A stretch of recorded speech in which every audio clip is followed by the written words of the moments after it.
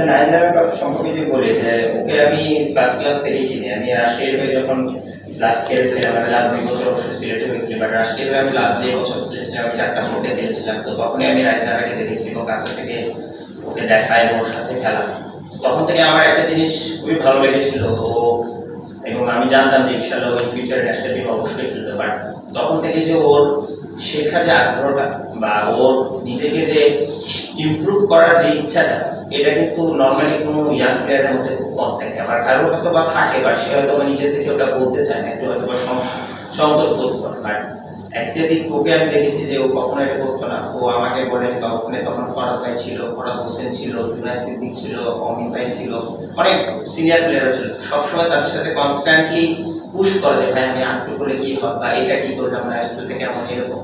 তো এটা একটা আমার ইয়াং প্লেয়ারকে দেখে আমি আই ওয়াজ ভেরি সারপ্রাইজ এবং I was very happy to see that. তো তারপরে 2 বছর আমি খেলতে রাশিয়াতে, বাট তারপরে ওর যে গ্রোথটা হয়েছে, তো এটা দেখে আমি কখনোই সারপ্রাইজ হইনি। কারণ ওইটা আমি দেখে যখন আমি বুঝতে পেরেছি যে না ওর এই ইচ্ছাটা আছে, ইভেন এখনো ও এত ভালো করার পর ও যেভাবে থিঙ্কিং করে একটা পার্টিকুলার ব্যাটসম্যানকে নিয়ে বা ওর ওয়ার্ক এথিক নিয়ে বা ওর খাওয়া দাওয়া নিয়ে, তো it's a very good sign. যে কোনো একটা ইয়াং প্লেয়ার যদি এরকম হয় না, তাহলে আসলে টিমের এনভায়রনমেন্টটা ডিফারেন্ট।